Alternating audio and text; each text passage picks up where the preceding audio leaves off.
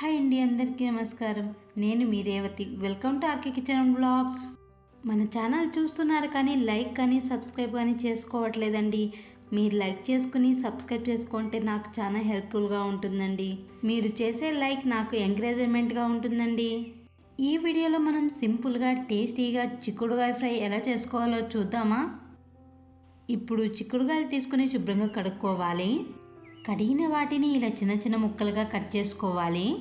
ముందుగా స్టవ్ వెలిగించి స్టవ్ మీద కడాయి పెట్టుకొని కడాయిలోకి పచ్చి కొబ్బరి, 2 స్పూన్ల పల్లీలు, అలాగే ఇందులోకి 4 ఎండుమిర్చి వేసుకుని వేపుకోవాలి. మంట లో ఫ్లేమ్లో పెట్టుకుని కొద్దిసేపు వేపుకోవాలి. ఇప్పుడు ఇందులోకి పొట్టు తీసుకున్న తెల్లగడ్డలు వేసి వేపుకుందాం. మరో కొద్దిసేపు వేపుకొని ఒక ప్లేట్లోకి తీసుకోవాలి.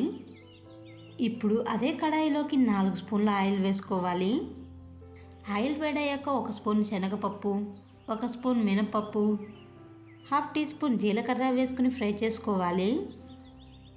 పోపు దినుసులు లైట్ గోల్డ్ కలర్ వచ్చాక ముందుగా కట్ చేసిన చిక్కుడుగాయ వేసుకుని ఫ్రై చేసుకోవాలి.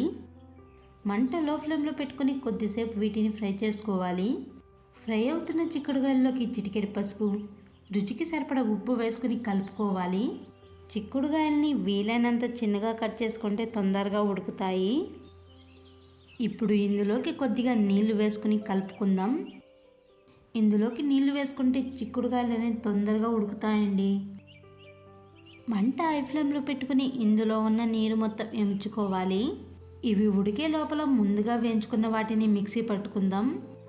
ఇప్పుడు మిక్సీ జార్ తీసుకుని ముందుగా వేయించుకున్న వాటిని ఇందులోకి వేసుకోవాలి. ఇలా బరకగా మిక్సీ పట్టుకుంటే సరిపోతుందండి. మూత తీసి కలుపుకోవాలి. చూడండి, నీళ్ళు మొత్తం ఎమిరిపోయాయి. ఇప్పుడు చిక్కుడుగాయలు ఉడికాయో లేదో చూద్దాం. ఇవైతే ఆల్మోస్ట్ ఉడికిపోయాయండి. ఇవి పూర్తిగా ఉడికిపోయిన తర్వాత పచ్చిమిర్చి, పచ్చి కరివేపాకు వేసుకొని ఫ్రై చేసుకోవాలి.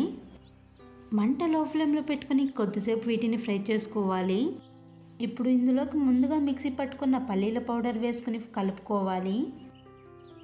చిక్కుడుగాయలకి పల్లీల పౌడర్ కలిసేట్టు కలుపుకోవాలి.